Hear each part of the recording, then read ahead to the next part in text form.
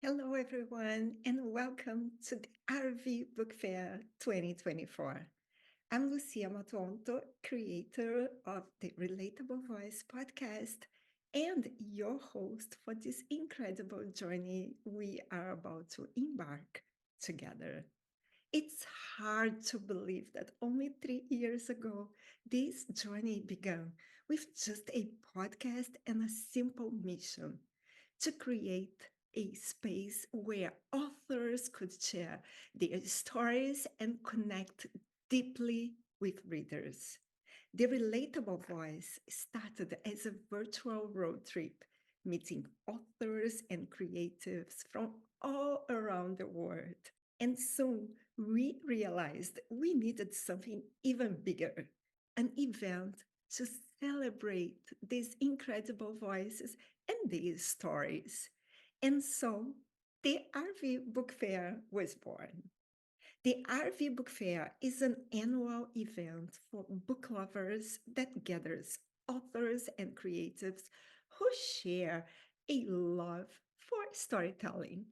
The Relatable Voice has now blossomed into a unique platform that brings together writers from all walks of life, crossing genres, styles, and borders to celebrate the magic of literature. I like to think of it as our very own literary road trip. RV plus creatives equal a journey into literature. This year, the RV Book Fair promises to be our most exciting event yet. From November 16th to November 23rd, we've planned an inspiring week filled with panel discussions, exclusive interviews, book previews, and captivating stories featured on both Catch the Story and the Relatable Voice podcasts. Our lineup includes award winning authors, emerging voices, and creative minds eager to share their journeys. For the next 8 days, you hear from talented authors who have poured their hearts into their work, sharing both the heights and the lows of their creative journeys. This is our chance to not only celebrate their achievements, but also dive into the stories behind these stories, their inspirations, their challenges, and their unwavering passion for storytelling. This year, we have 25 authors and creatives who will be featured in the 2024 RV Book Fair. There is something for everyone. For our thriller fans, we have a panel called The Art of Suspense. How action writers keep readers hooked until the last page. For parents and children's book authors, we have a great panel called Teaching Through Tales, writing children's books that make a difference. We also are featuring conversation about historical romance, superheroes, uplifting stories to inspiring you, and even our love for pets. Whether you are a long-time passenger of the RV or joining us for the first time, I invite you to come along for the ride. This is our chance to get to know the incredible authors who bring the stories you love to life. And let's celebrate the world of books together. Thank you all for being part of the RV Book Fair 2024. Let's make this a truly unforgettable experience.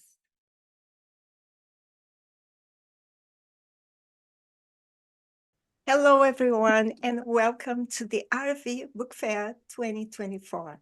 I'm your host, Lucia Matuonto, and today we are diving into the art of suspense, how action writers keep readers hooked until the last page.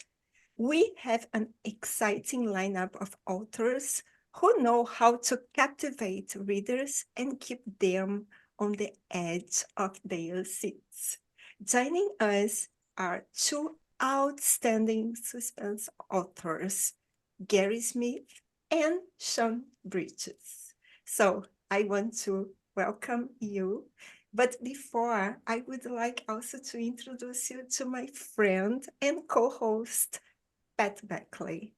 Pat is the author of 8 books, a columnist for the RV magazine, and has been part of the RV book family since our first year. So, Pat, welcome to the RV. Thank you so much for that lovely welcome, Lucia. And I'm just delighted to be here for the 3rd year running, being your co-host at the RV Book Fair. It's very exciting for me because I live at the bottom of the world in New Zealand. So this is a way of me meeting lots of different authors from all over the world. And over the years, I've met some really fascinating people. I have already met Gary, who's here with us today. So hi, Gary. And I'm delighted to meet you, Sean, for the first time. I think we're going to have a lot of fun with this chat. Over to you, Lucia.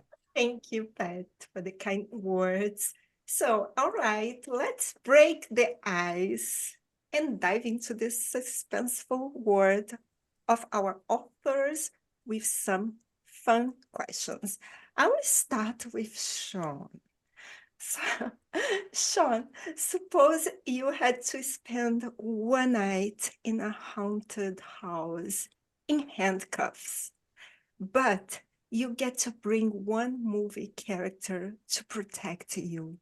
Which character are you bringing, and how would they help you or he help you survive until sunrise?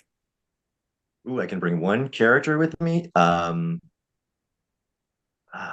just watched No Country for Old Men, so maybe Javier Bardem, who's the bad guy in that movie. But yeah, I could see him just if he was on my side. If he wasn't, he would just take me out immediately. But yeah, that would probably be somebody I would think. Oh, if anybody was going to protect you, he could. It was just he played that role insanely good and won an Academy Award for it. So yeah, I would say Javier Bardem from No Country for Old Men. Wow, Anton Chigurh is the character, I think, and he's he was so mean. I was so scared of Or, him. or Josh Brolin, either one. So I mean, either I could go with the good guy or the bad guy on that. But yeah, that would be great. I Wonderful. could think of a Halloween character too. I could go with Bruce Campbell from Army of Darkness because Bruce Campbell rocks, so he can do anything, and yeah, he would protect me from anybody. So those would be that's my Halloween choice. Good. Thank you. Gary, I see that your book series is set in Italy. Imagine you're writing a suspense scene where your character's on the run in a little coastal village, and the only escape route involves blending in with a group of loud, dancing tourists, women probably. What Italian disguise or prop would your character grab to stay undercover?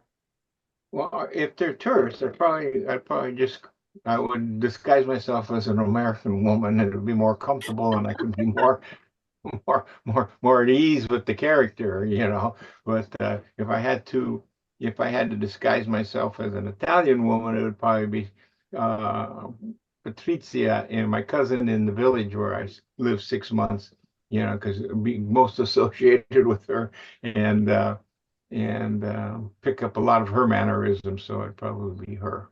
Mm-hmm. I think I would put a lot of pizza in front of me.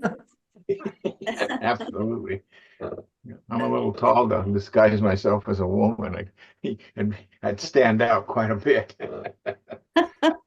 As long as you didn't speak with that deep, gravelly voice, you'd be fine, I Oh, think. mm-hmm. Yeah. A lot of sign language. Yeah, that's right. And I loved the way you both answered that question because it kind of was they were sprung on you, and it's quite hard to think quickly. That shows what great writers you are, that you can instantly bring ideas to the front of your mind. Very impressive. Okay, so next we want to explore the different paths to writing suspenseful stories. Um, Gary and Sean, each of you has got a unique approach to creating suspense. What initially drew you to writing in this genre? Shall we start with Gary? Well, I've had a very eclectic kind of life, and I think Hemingway said it best: you need to write that you've experienced.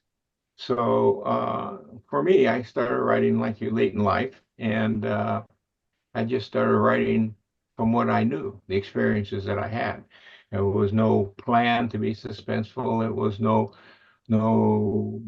outline in a book or an idea. It's just basically start writing the first chapter, and uh, it's weird. I just finished the 10th book, and my wife will always ask me about halfway through, how's it going? I don't know. It's been 8 months. I don't remember the first chapter. I don't know if it's going to hang together. All I know is I'm finishing chapter 40 tonight, and tomorrow chapter, hopefully it'll lead into 41, and my characters kind of take over and get in trouble and take the book where it's going. So that's a very hard question for me to ask. I've been asked it more than once, and I still can't come up with a decent answer that makes any sense, I guess. Well, I think your answer was very decent. I really enjoyed listening. And I agree that you can't always say how your book's going to go because your characters take over, don't they? They suddenly write, you've got an idea for them, and they take over and write their own book, really. So I understand exactly what you're saying, Gary. Thank you. Sean, how about you? I started writing as a screenwriter. That's really where I found my first success, or people responded to my work. That wasn't family and friends. It was outside. It was through screenwriting competitions. And I actually would jump genres when I started writing. The first one was kind of a slacker diner hybrid, kind of a college thing that has not aged well, honestly. The second one was a dark thriller. Then it was a small family drama. Then it was a Western werewolf. Then it was a time travel adventure. I just would kind of jump around in different things. But I found myself going back to kind of a suspense thriller as a screenwriter. It was a comfortable genre for me to. It was like an old sweater I like to put on. It felt good to get into that world, everyday man, extraordinary situation kind of scenario setups.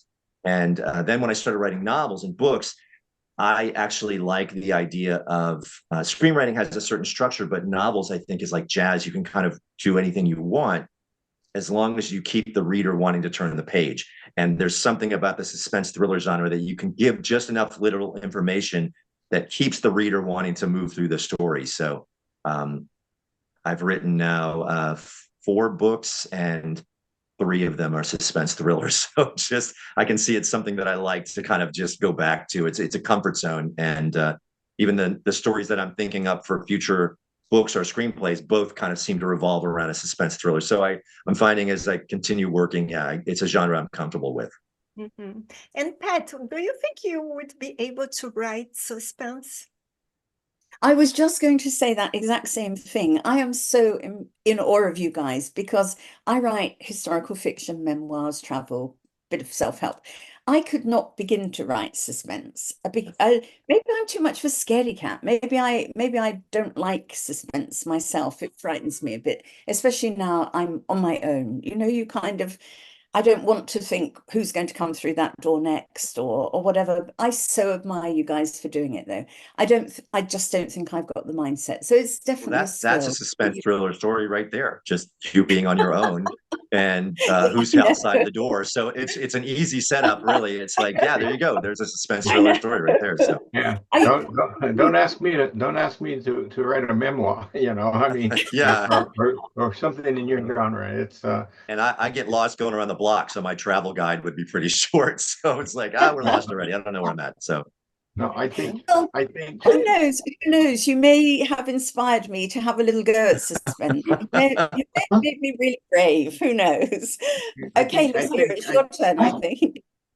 I think life on its own is suspenseful, and you know, hang on a second. I got a dog getting ill. Hey, come on, oh, you good? it's puppies. Okay. I know Swallow. that the place where I stayed, I don't know if it was at Patricia's house when I was in Muralho, It or was at her house. yes, at Gary's house. I heard that they have some ghosts there, but you know what I did? I slept with the lights on when I slept at Patricia's. Not her house. It's my house, and it ended up being it ended up being a short story in my collection of short stories. It is friendly, you know. I mean, it's been around there a long time. I guess my house was built around 1500 originally, and it's friendly, you know. It doesn't come upstairs; it stays downstairs, and it's been quiet the last couple of years. Everybody thought it was crazy until I've got a camera on the porch outside, and someone comes up the stairs with any movement on the porch, it kicks on a light and films. Well, I was in America, and about 3 in the morning, my phone goes off, and I look, and it was filming the presence, I call it, out on the porch, kind of coasting around and then going back in the house. So I thought, well, there, it's not my imagination. I mean, it had enough density that it would set off the camera. So, Wow, Wow. I would never sleep there. Never. so yeah. Ghosts can be friendly. I have a ghost story that happened to me, and it was my dog that was the one that was like, "Get out of this room." He didn't want me in a room, and there was some presence in his house, and it was outside of Gettysburg, Pennsylvania, which is like Manhattan Island for ghosts. There's so much. Everybody there had a ghost story, and it was surreal to have that experience. And I wrote a book about that too. So everything, yeah, you'll pull everything from. I think I like using real life to kind of springboard stories or ideas and yeah, I love good ghost stories. That's awesome. Mhm. And Sean, your latest novel, I was checking it online. It's coming on the 20th this November month. 20th. Yeah. Yes, Gun Barrel Highway. It is a sharp-edged thriller. So can you tell us a little bit about it? It's my nod to Elmore Leonard, who's one of my favorite authors, because he'll write realistic characters. Not so much the situations, but he writes believable characters. And it was one of my first writing rules I ever learned that if you write realistic characters, your audience will go wherever you want to take them. So your plot can be almost anything if they believe your characters and the characters and the decisions they're making. So it's about a lawyer that gets into a car wreck and the other person dies, and it's the wife of a Texas politician, and he uses that to put a bounty on the guy's head. And there are a bunch of people, basically, he's on the run, and people all over the state are trying to track him down. It was a Texas story that I wanted to tell. It was actually a screenplay at one time that I never fully fleshed out and ended up discovering it years later and realizing there might still be a kernel of work here that I could use. And that became the kind of acorn that grew this book. The early reviews have been very positive. I'm very excited about it being released. I'm hoping the audience really appreciates it. It was a good, fun kind of page turner, beach read page turner kind of book, and that's what I wanted it to be. I wanted people to dive into the story and then really have to keep going to find out what's going to happen, and also not allowing the audience to figure it out, trying to have as many twists and turns where people are surprised it's what's happening and then want to find out what's going to happen next. So yeah, we'll see how it goes. But I was glad it was a process to write it, then to find a home for it, and then to go through everything I had to go through with the publisher and the editors to get it ready for show. And now, with its release coming up in weeks, it's a wild ride already. So Yes, congratulations. It will be Thank you. a good thing. It will be successful, hopefully. I'm proud of it. I thought this one turned out really good, and it's a Texas story, and I've kind of embraced this part of the country in Central Texas, and I wanted to kind of nod to San Antonio, and yeah, so I'm actually, I like the locale and the places and the people, and it's definitely me trying to write an Elmore Leonard style book.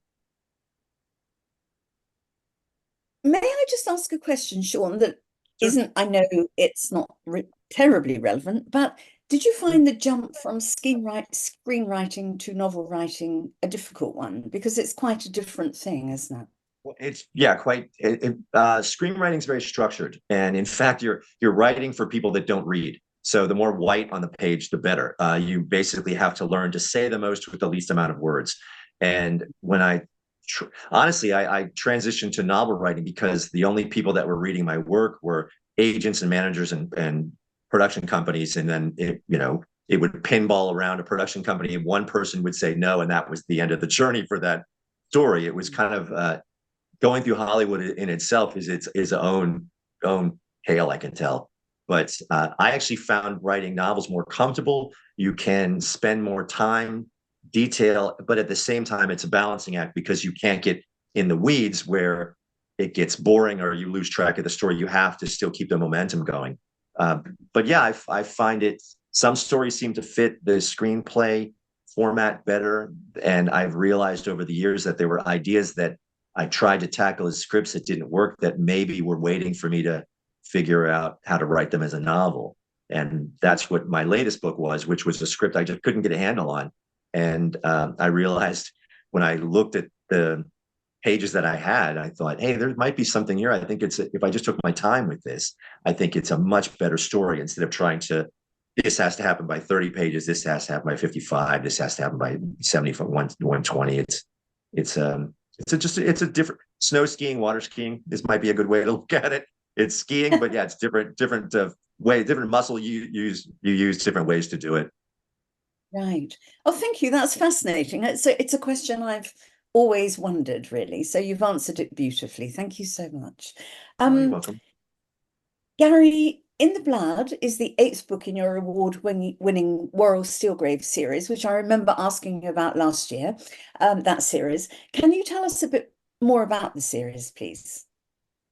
Well, originally the series started as just a one-up book. I just wanted to see if I had a voice. Had never written before, and then it was so well received. People said there had to be a sequel, and then it led into the 3rd book and then the 4th book. And as we discussed last year, writing a series is tough, a balancing act, because especially for me, I get tired of people love the characters, but you've got new readers, and so how much in the first chapter or two do you put of the series to catch new readers up?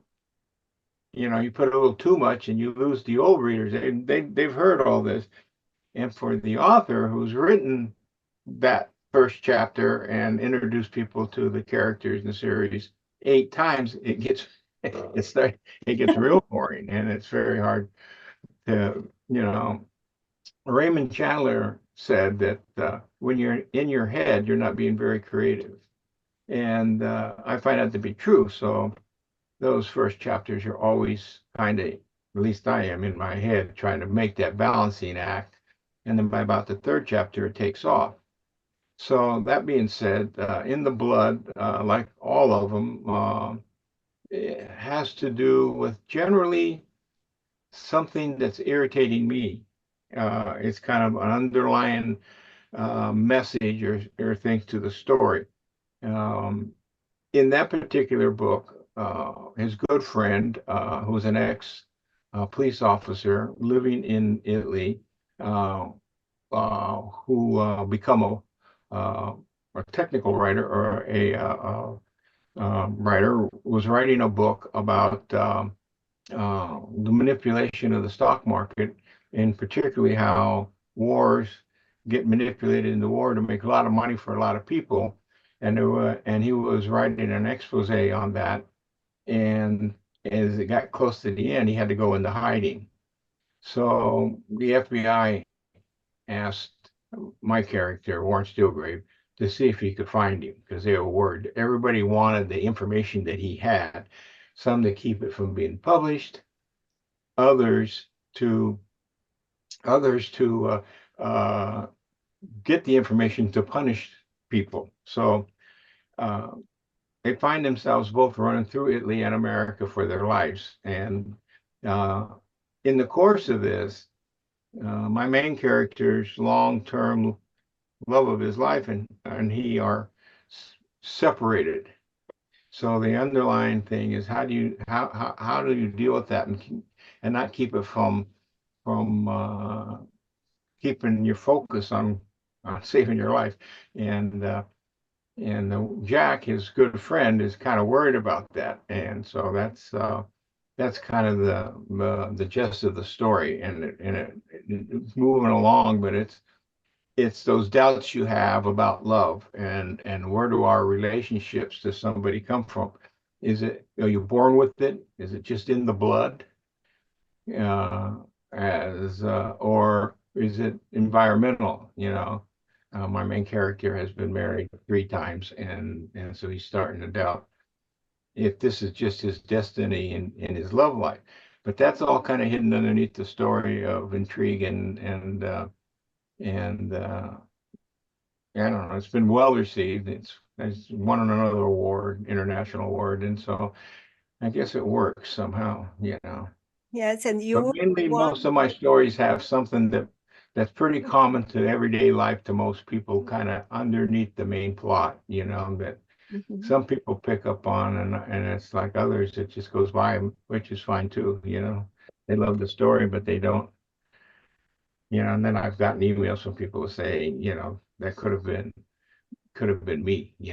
I was dealing with the same kind of thing. So I read one of your books, and I'm curious to know why you chose Italy to as a. oh yeah, the book you read, both was in Italy and America, which is what I live half the year in Italy, half the year in America. So these are two places that I know well, and it being a series of books, my readers look forward to both of those.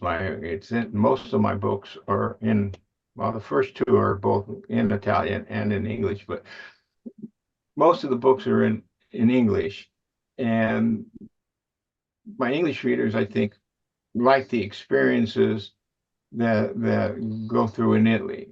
Everything in all the books are real, whether it's being in Milan or the book you read, there was a lot happening at the Tre Ray. When you come up to visit, we went and ate lunch at the Tre Ray. I mean, so all these places are real.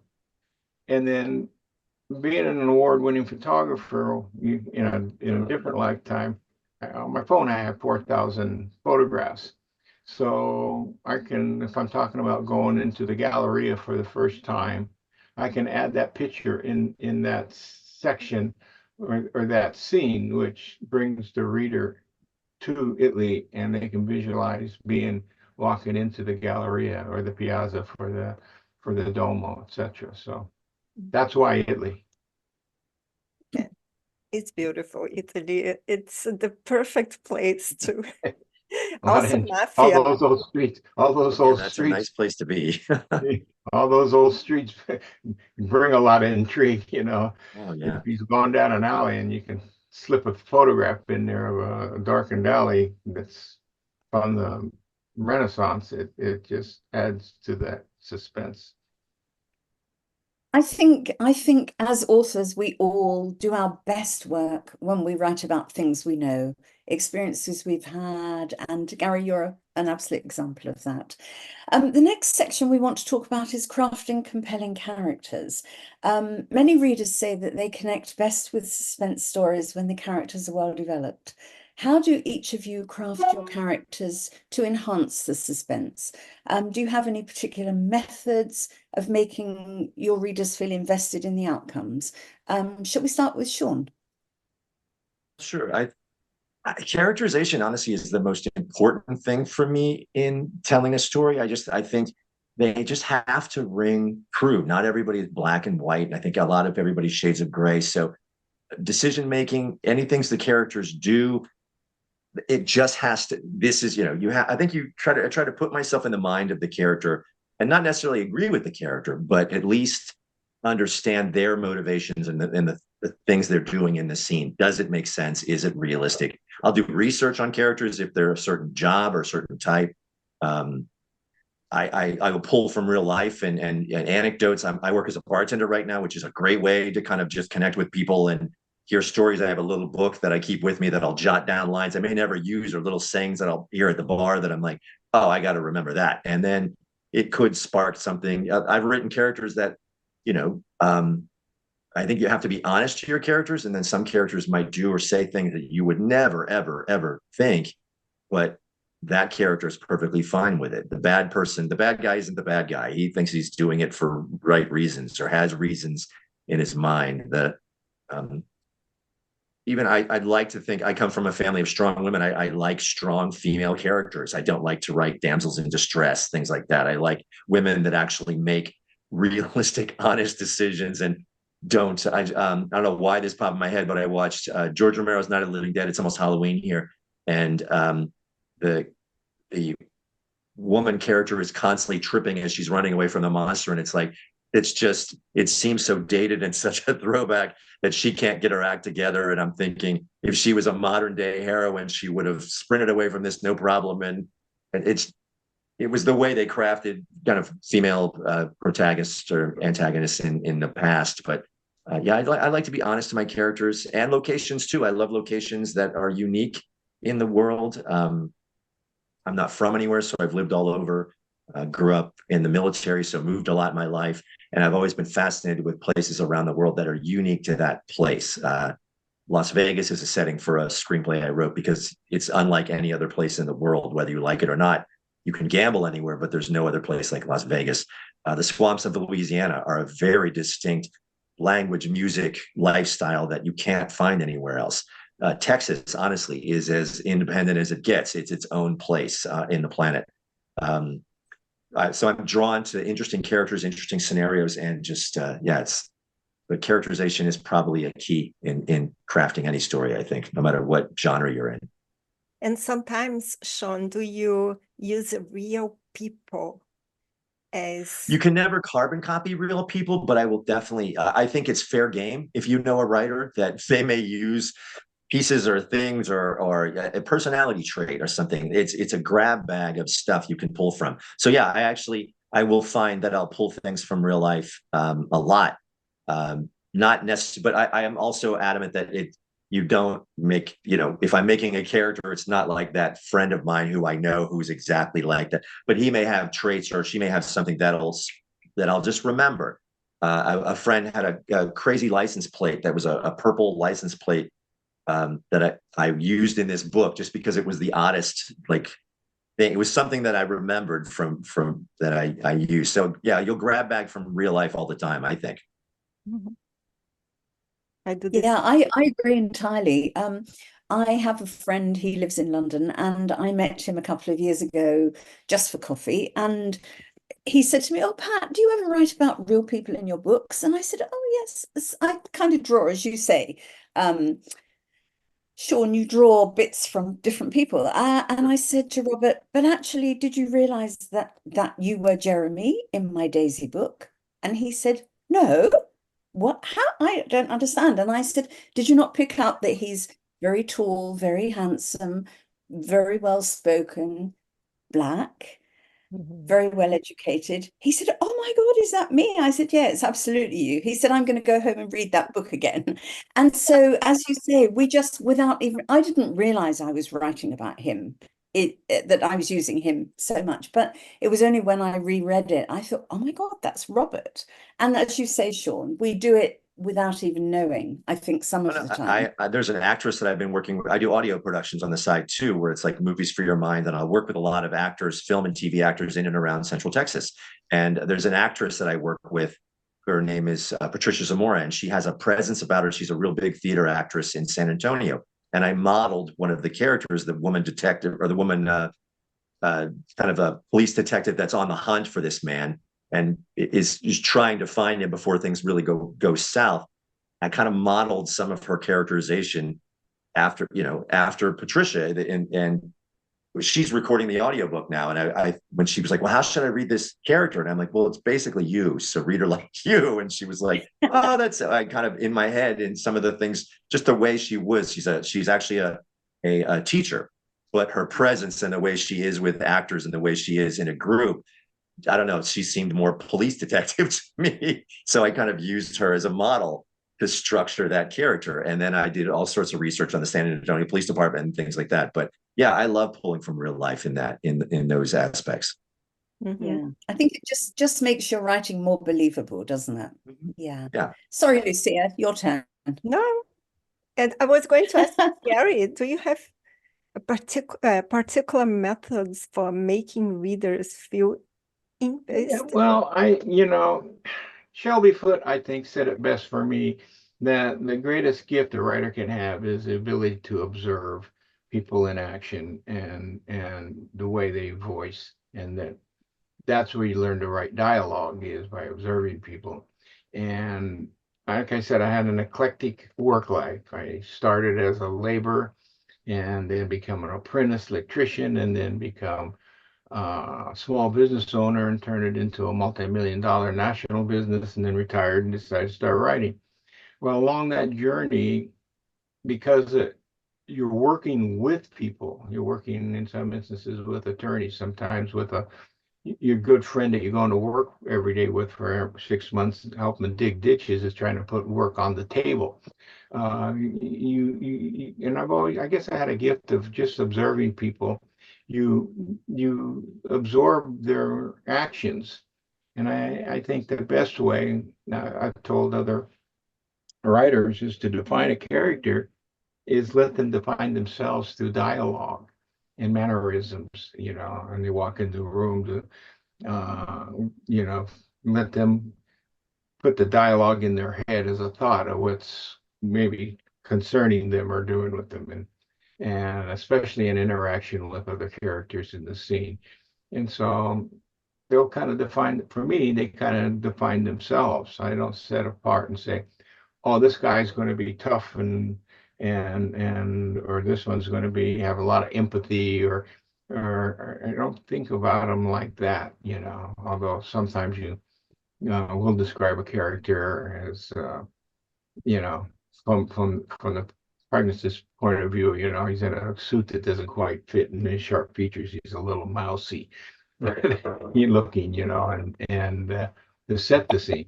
But it's in their dialogue that I think, for me, really, they define who they are. I'd like to ask Sean if he's had this experience with friends and family and people who've known you for years seem to think they know who your character is or who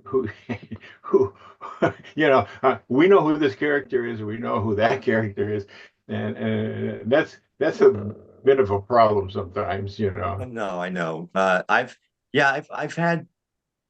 I wrote a book called Roll the Die, which was about it's a twisted game in Las Vegas. It's like a twist on Russian roulette where you roll a die and the face value dictates how many times a weapon's pointed and fired at these people.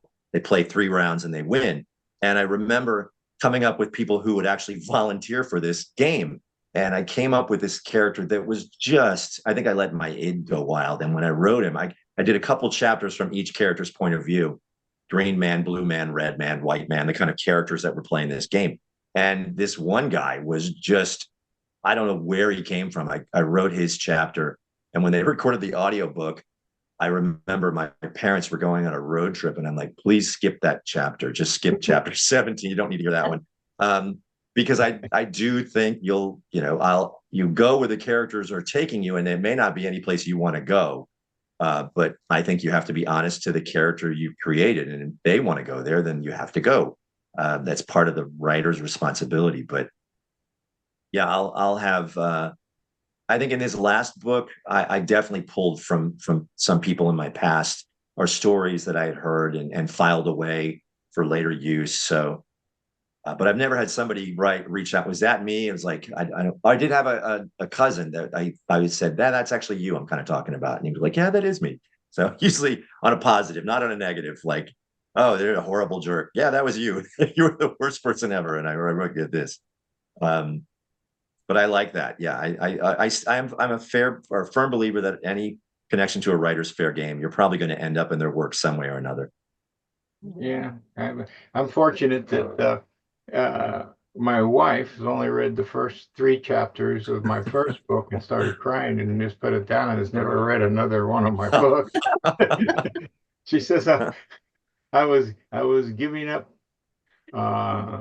too much of myself in the books, and that and it was funny because she wanted me in just the first paragraph of the first book. She said, you can't write this. Manuel's going to know it's him, and he's going to think it's him, and it's going to be bad. And no, Manuel never did think that was him. Nobody else did neither, but she did. And yeah, the first couple of books was kind of tough. Every time I'd go to the dentist, his receptionist would say, "It's very hard knowing you as many years as I've known you, Gary, because every time another patient comes in, I think I know which character they are in your book." So I don't know if that's a compliment, but so yeah. I do think Anyway, once it's out, it's kind of fair game, and how people will. I like how people will filter stories or look at stories, and they'll come up, hey, were you trying to say this? And I'm like, yeah, if that's what you think, sure, I guess that's what I was trying to say. Like it's out of my hands at a certain point, and it's fascinating what people will. I've gotten reviews in this new book, and people had kept focusing on something that I found kind of humorous, and I was like, I didn't even realize that, but I guess I must have been thinking this as I was writing this book, and people are picking up on it, and I didn't even realize what it was. So it was an absolute, just a fascinating realization that sometimes, yeah, how people look at your work is you really can't control it. It's up to them yeah, no, to yeah, yeah, that's true. So it's kind Actually, of funny. I I read one of Sean's screenplay, and it's beginner's luck. beginner's luck. Yeah, beginner's Yeah, luck. I love suspense. I can't write suspense, but I love suspense. As long as there are no many ghosts, and like Matt was telling us. And I really enjoyed this screenplay, and hopefully one day it can become a movie. And Sean, Yeah, it won some awards, but I remember you reading that going, "Oh, I hope she's okay with that," or "Hope," like, because I remember you said, "I hope it's not too scary. I hope it's not this," and I'm thinking, "Well, okay, we'll see, we'll see, Yeah, we'll see how she you always responds." put the Like, book I don't down. know, maybe, yeah, it's So scary. I I thought that was funny. Where I hope it's not too gory or do this. I'm like, I don't think it's that, but I don't know, like what you'll so. Yeah, it was. I was glad you liked it. It was a good one. It was a fun one. Yes, it is. It's really good, and I believe that keeping readers on edge requires a lot of dedication. Like you need to keep the tension and also the release. Something Yeah. happens, and then you have to give some time for the reader, Yeah, you to can't just it can't be a pedal to the metal type of thing. But and that's where I think it comes back to the characters have to be realistic because you want to go along on the ride with them, and then you want to make sure they'll be okay or where they're going or what's happening. I go back to whenever I talk to other writers, I try to kind of focus on you know show not tell the characters reactions, what they're doing. It makes them more human, makes them more realistic, and then you as a reader pick up on those things, and then if you're not supposed to like that person, you'll have those reactions. But if you're wondering, oh, what's going to happen next, or is he or she going to be okay, or you know I like kind of building up those little levels of suspense, realizing that. You were communicating with me as you were reading that script, and like I'm here, and I'm thinking, oh, I want to tell her what's going to happen, but I can't. But I know where she's at and what's going to happen next. And it was just fascinating to kind of hear that reaction as you were reading the script, and kind of. I think there was a Brazilian character in it, and you were like, I liked him so. And then when I knew what was going to happen, I thought, oh, I felt bad. but you liked the character, and I was like, oh yeah, that's right, there is a Brazilian character in this one, and that just yeah, yeah, I love that connection with readers sometimes.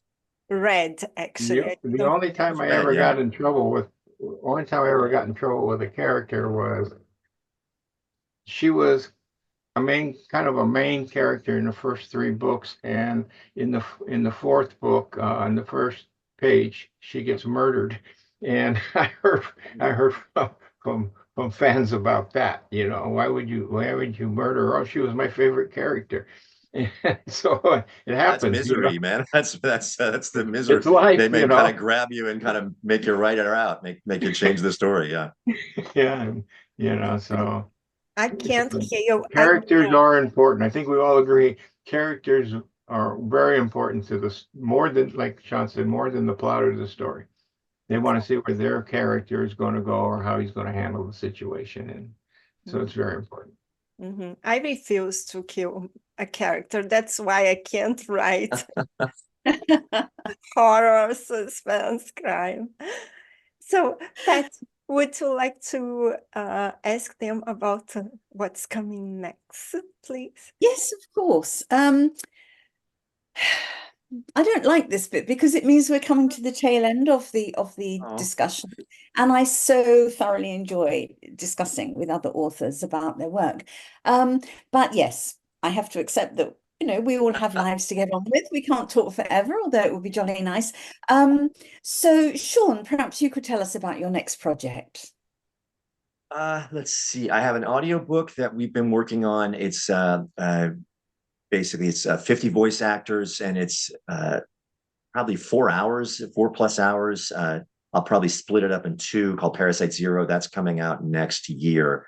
We'll probably drop the first Parasite Zero Part 1. We'll have a better subtitle, but that's chapters 1 through 10. There is a screenplay that I've been trying to get off the ground forever. That is I've met this amazing producer, and I think we're going to do a proof of concept on this script to try to bring it to life, or maybe even a trailer. So that's starting to bubble and come together. She's just this wonderful producer that I connected with, who's amazing. And I pulled the local cast, and there's some excitement around that. I have a new novel manuscript just went through my first editor, and I'll send it to the publisher for this book and see if they jump on that one, called On the Bayou. And that's probably it right now. I think those are the things that are. So yeah, Parasite Zero is coming as an audiobook, On the Bayou as a novel. And then I'm starting to think of the next book I'll start to craft. I definitely want to write another novel. I've got a screenplay idea that I'm playing with about a fishing trip that goes awry. So different things. And I like to jump around and do different types of projects. The audio world is something that fascinates me. So I like working with voice actors and adding in music and sound effects and it's like a throwback to old time radio, and it's like a movie for your mind kind of project. And so I want to finish that up. I feel like we're right at the tail end. We've been editing it, but this book kind of got jumped in the line and took priority with working with the PR firm and release. So that comes out November 20th, and then I'll probably get the audiobook out early next year. Mid next year, probably. Thank you very much. I love your passion and enthusiasm, because you're just like me. When you talk about your writing, you shine, and that's what people say to you as well. And it's wonderful to see. And so now I've got to start reading your stuff, because I've never read any of your stuff. So life is fun right now. I have to admit, this has been it's been a rebuilding year, but an amazing year. And yeah, I'm about as excited as I've ever been lately. So the future is bright. The present is bright in the future. So I'm very excited about where things are right now. Yeah. That's wonderful. Thank you so much, Sean. And Gary, how about you? What have you got coming up? I just finished the manuscript for a ninth novel in the series, and it's I've sent it to the two people to proofread for me. Being dyslexic, I get it proofread a lot. I never used an editor much, but the proofreading is very important. And so I'm in the process of selecting photos for the different scenes and add them to the manuscript while I'm waiting for them to get it back to me and with their markups. And hopefully that'll be published in early next year. I've decided just this morning, in fact, to take a few of the short stories that are readable for young children and put 2 or 3 of them into a small book and self-publish that through Blurt for all the grandkids. I've got 7 grandkids, and so a lot of things happening along that line. Since the awards, I get a lot of offers, at least one a month, from some scam artist who wants to make one of my books into a movie. I'm sure Sean has a lot of that out there. Yeah, so that's getting very, very busy. Although I think 1 or 2 of the offers ended up being close. although a movie deal doesn't excite me too much, because that's somebody else's work. That's the screenwriter's work. That's the director's work. That's the actor's work, but it's not my work. But when I walked on stage and they handed me 4 awards for 2 books, that was all about me and my work. And so that's more important than any movie deal for me. I That's get, cool. yeah. I mean, getting your peers from 5 continents accept your work. Yeah, that's a whole lot different than the money changers, I call them, trying to see if they can manipulate something that you've created into something that makes them money, and that's Right. that's all they care about. So anyway, so that I'm looking forward to like I'm looking forward to a busy spring, and all my books I turned into audio. So this book will be too as soon as I get it formatted and back. It'll go to a gentleman who's become the voice of Warren Stilgrave, and so and this book was a little strange. I was trying. It was so hard to write the last chapters because I was going to kill off the series by killing off the main character, and I guess people kind of, because he's getting a little old to be, and Mm. and so that was causing a little bit of.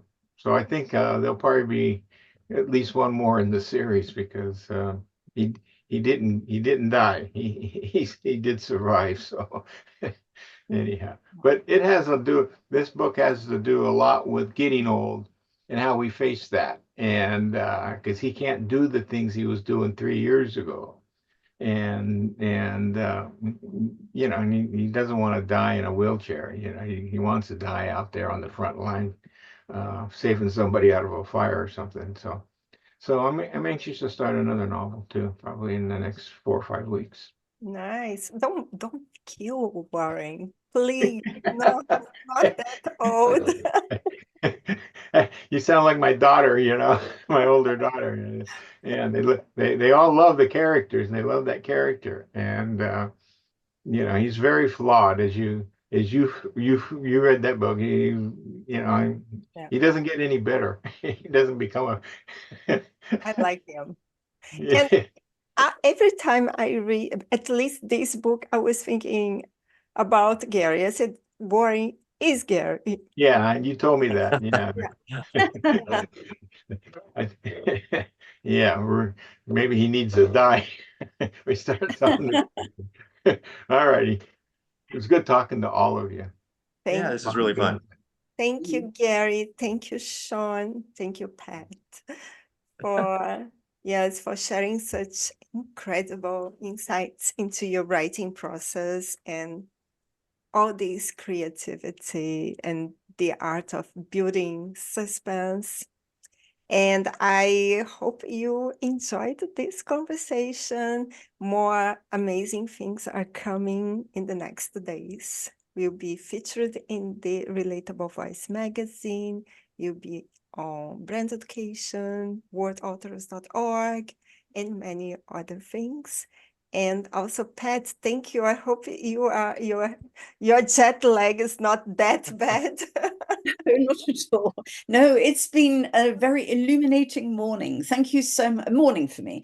Thank you so much. It's been a joy to meet you both and to have such a wonderful discussion. Thank you, Lucia, for inviting me again. Of course, always. And thank you for my listeners, our viewers, for joining us at Uncut with Lucia by wordauthors.org. Don't miss out on the works of Gary Smith and Sean Bridges for more thrilling reads that will keep you hooked until the last page.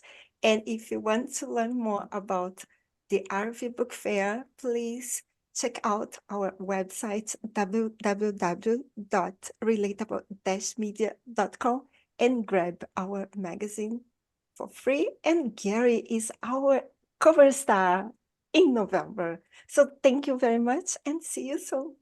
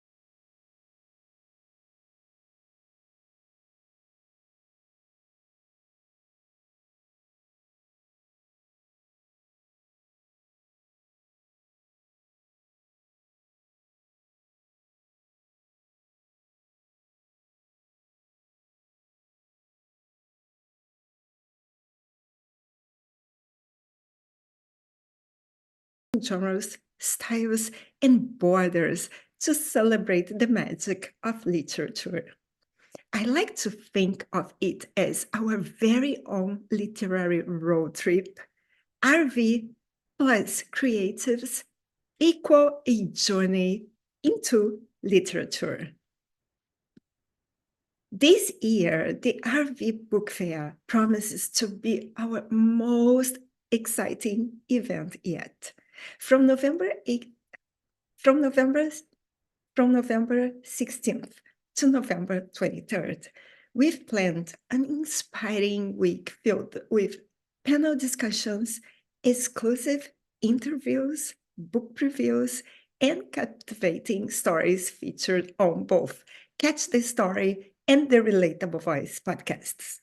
Our lineup includes award-winning authors, emerging voices, and our lineup includes award-winning authors, emerging voices, and creative minds eager to share their journeys. For the next 8 days, you hear from talented authors who have poured their hearts into their work, sharing both the heights and the lows of their creative journeys.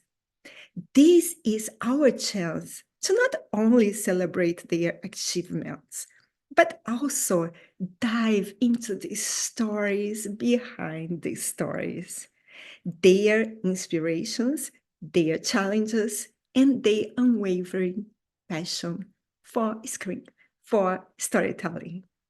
Their unwavering passion for storytelling. This year, we have 25 authors and creatives who will be featured in the 2024 RV Book Fair. There is something for everyone. There is something for everyone. For our thriller fans, we have a panel called The Art of Suspense.